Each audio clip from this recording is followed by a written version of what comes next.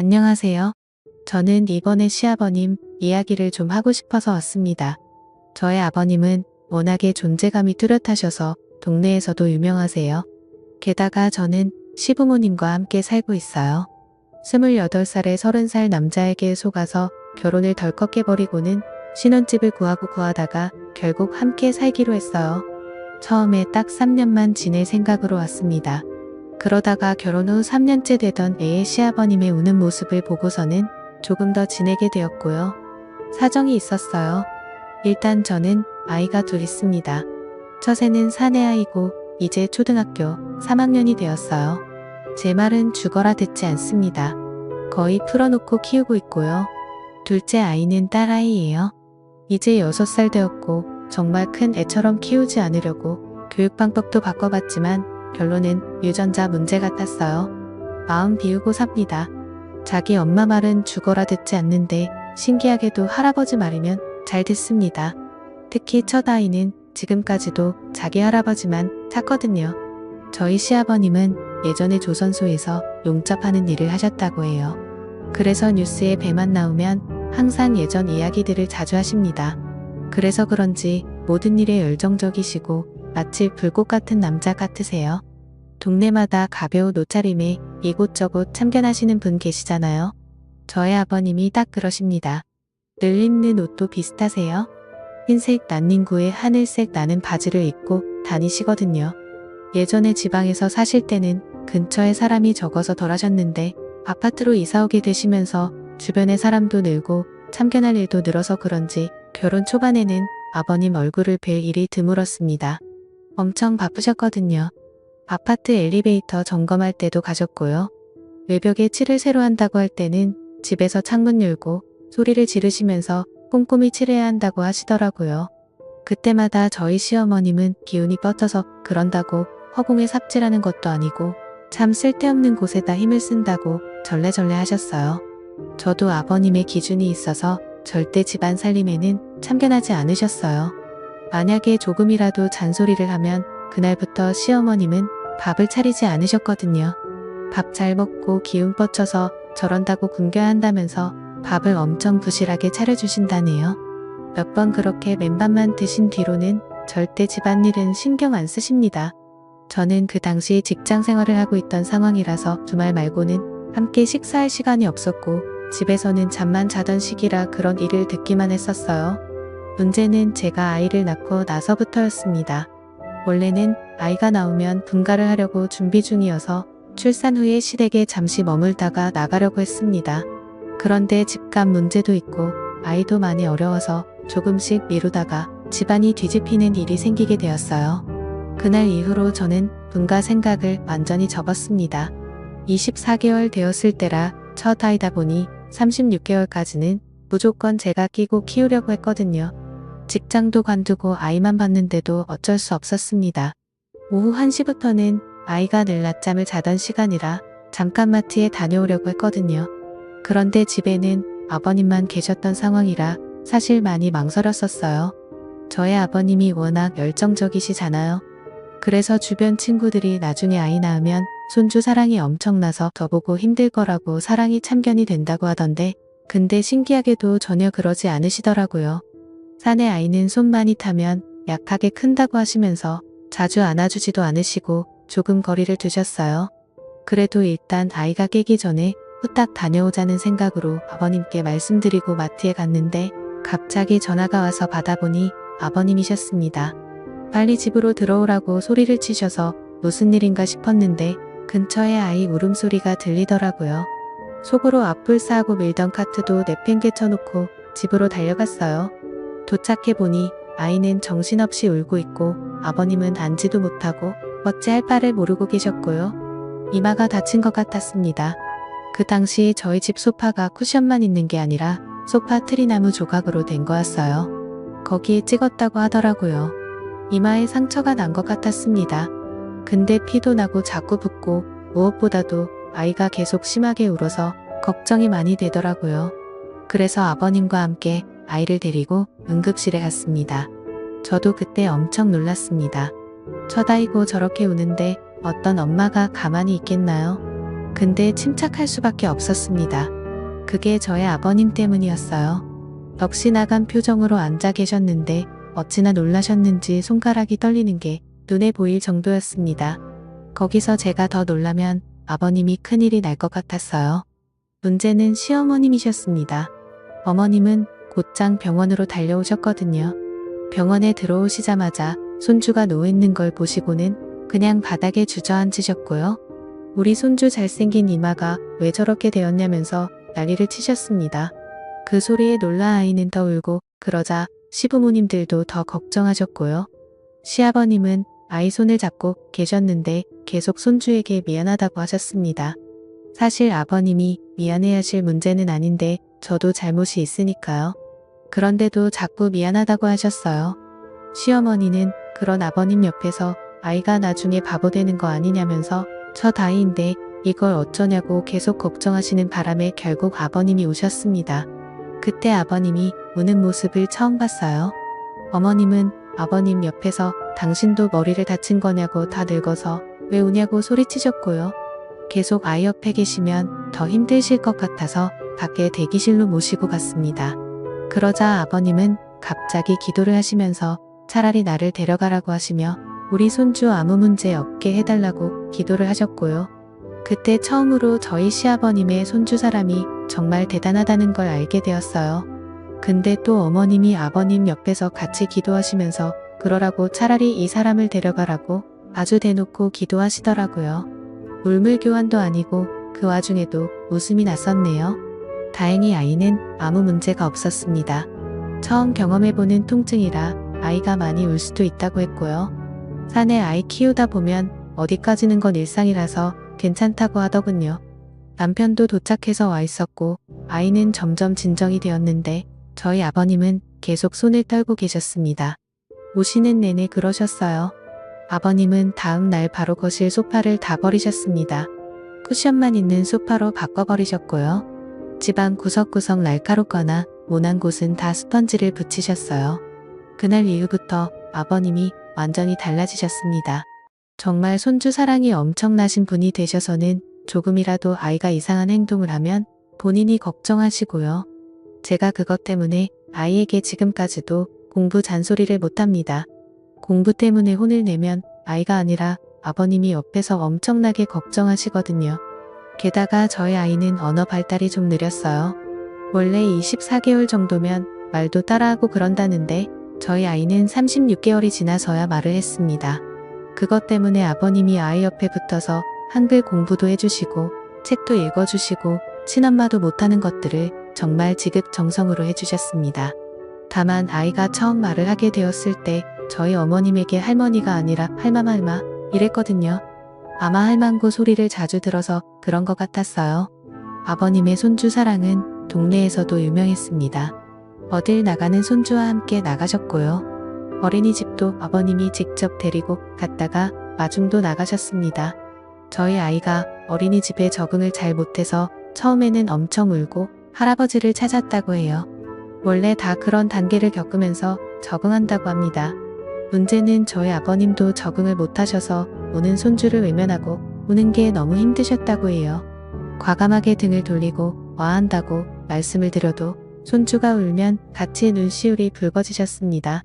그러다 나중에는 접이식 의자를 들고 다니시면서 손주를 보내놓고 어린이집 앞에 앉아 계셨어요.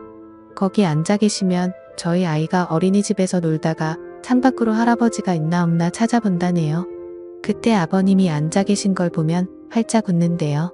그때 손주가 웃는 걸 한번 보신다고 거기 그렇게 몇 시간을 앉아 계시다가 우셨습니다. 그런 아버님 모습에 분가하는 건 상상도 하지 않게 되었고요. 그래서 저희 아이 어릴 때 찍은 사진들을 보면 늘 옆에는 아버님이 계십니다. 그리고 시선은 항상 저희 아이만 보고 계셨고요. 볼 때마다 울컥해요. 저희 아이도 유난히 할아버지를 잘 따랐습니다. 항상 아이 방에서 재우고 나오면 나중에 아침에는 할아버지 옆에서 자고 있더라고요. 왜 그런가 알아봤는데 밤에 화장실 가고 싶어서 일어나면 무조건 할아버지에게 간다네요. 그럼 또 아버님이 일어나셔서 손주 데리고 화장실 가셨다가 다시 재우신다고 하셨어요. 그렇게 저는 둘째도 낳았고 이쁜 딸아이를 낳았어요. 둘째 손주도 이뻐해 주시긴 했지만 그래도 첫째한테 정말 남다른 애정을 쏟아주셨습니다. 첫 아이는 거의 아버님이 키우신 것 같아요. 그러다 저희 아이가 유치원에 다니게 되었을 때 한번 난리 났었습니다. 그땐 저도 화가 많이 났고요. 유치원에 다니고 나서부터 사실 좀 걱정이 되었습니다. 조부모 손에 자란 아이들이 많이 싸운다고 들었는데 오냐오냐 하며 자라면 특히 그런다고 했습니다.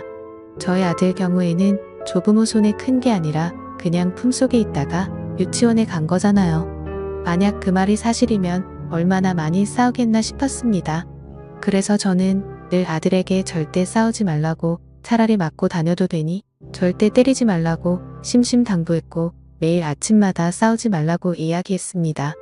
그런데 한 달쯤 지나자마자 유치원에서 전화가 오더니 저희 아들이 싸웠다고 하는 겁니다. 그때 정말 가슴이 철렁 내려앉았습니다. 올 게 왔구나 싶었어요. 대부분 자기 아이 걱정부터 한다는데 저는 무조건 상대 아이는 어떠냐고 물어봤습니다. 저희 아이가 할아버지의 사랑 때문에 덩치가 좋았거든요. 상대 아이는 상처가 없는데 그 아이가 저희 아이를 물었다고 했습니다. 그래서 팔에 물린 자국이 있다고 하더라고요. 저는 오히려 마음이 편해지더군요. 그래서 괜찮다고 이야기하고 그날은 제가 아이를 데리러 갔어요. 보니까 활짝 웃고 다 좋아 보이는데 팔뚝에 이빨 자국이 크게 나 있더라고요. 저도 부모인지라 상처를 보니 화가 좀 나긴 했는데 제 아들이 물었으면 자국 수준으로 안 끝났을 거라 차라리 다행이라 생각하고 집에 왔습니다. 집에 오면서 또 심심당부했어요. 절대로 할아버지에게 싸웠다고 이야기하면 안 된다고, 특히나 물렸다는 소리는 무조건 하면 안 된다고 했습니다. 최대한 상처를 가리려고 긴 팔을 입히고 반창고로 가렸거든요. 아이에게도 심심당부했고요. 근데 아버님은 귀신같이 아시더라고요. 참 신기했네요. 아이가 노는 모습을 보시다가 팔을 왜 그렇게 움직이냐고 하시며 아이에게 다가가셨습니다. 그러면서 팔을 걷어붙이고 붙인 밴드도 떼어버리시더라고요. 그리고는 아이 머리카락 사이사이를 보면서 다른 상처 자국이 있나 살펴보셨습니다. 사실 그건 저도 안 했던 건데 아버님이 다 살펴보시더라고요. 머리카락부터 발가락까지 아주 자세히 보시더니 그제야 아버님이 어디서 물렸냐고 친구랑 싸운 거냐고 물어보시더라고요. 저는 너무 놀랐네요. 아이는 저를 한번 쳐다보다가 할아버지를 보다가 번갈아가며 쳐다보다가 그냥 방으로 뛰어들어갔고 아버님은 아무렇지도 않게 TV를 보시더라고요. 아버님은 별다른 반응이 없으셔서 오히려 제가 물어봤어요. 크게 물린 것도 아니니 너무 화내지 마시라고 했습니다. 근데 아버님은 괜찮다고 하셨어요. 아이들끼리 싸울 건데 어떠냐고, 그리고 원래 지는 쪽이 악에 받쳐서 무는 거고 물린 쪽이 이긴 거라며 웃으시더라고요. 그래서 괜찮다고 하셨습니다. 다음 날은 아버님이 아이를 데리고 유치원에 가셨어요. 그런데 돌아오실 시간인데 늦으시더라고요. 거의 점심시간이 다 돼서 들어오셨어요.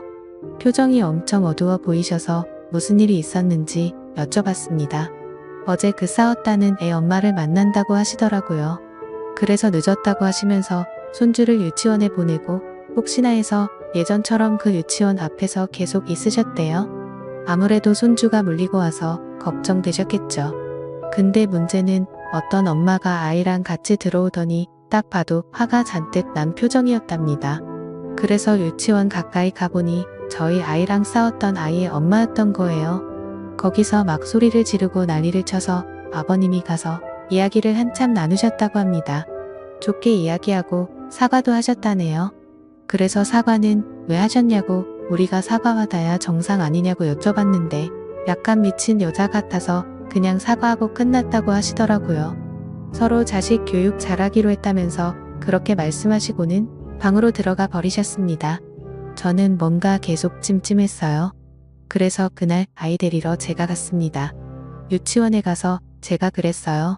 아까 아침에 저희 아버님과 무슨 이야기를 했냐고 물어봤어요. 상대방 엄마가 화가 많이 났다고만 이야기하더라고요. 아니 물린 쪽은 우리 아이인데 어처구니가 없잖아요. 그래서 아니 할 말 있으면 내들 다 있는 유치원에서 그러지 말고 나한테 직접 전화하라고, 내가 엄마니까 연락하라고 했어요. 그러면서 제 전화번호를 알려주라고 하고 왔습니다. 그리고 그날 저녁에 정말 제 핸드폰으로 전화가 오더라고요. 근데 웬 남자 목소리가 나더라고요.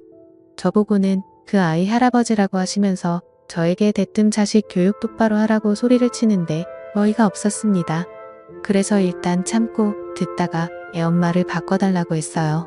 그 여자가 받자마자 누군 아빠 없냐고 하더니 저에게 막 사부치더군요. 그래서 혹시 시아버님이 무슨 말 실수를 하셨나 싶어서 그날 아버님이 무슨 이야기를 했냐고 물었어요. 근데 사과만 하셨다네요. 나이 많은 사람이 사과하면 그냥 곱게 넘길 줄 알았냐고 그러더라고요. 그때 뚜껑이 열리더라고요. 울린 건 우리 아이인데 딱 봐도 아버님이 잘 넘기려고 사과하신 건데 그때 내가 있었으면 어림도 없었다고 했습니다. 한번 상처난 곳 사진 찍고 일 키워볼까요? 라고 소리를 질렀습니다. 그러자 다시 남자 목소리가 나더니 저보고 말 가려서 하라고 또 막 소리를 치는 겁니다. 자꾸 저에겐 아이가 어쩌고 하면서 뭐라고 훈계를 하길래 누군 아버지 없습니까?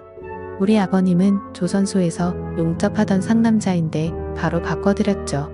근데 그때 제가 참았어야 했어요. 일이 걷잡을 수 없게 커졌거든요.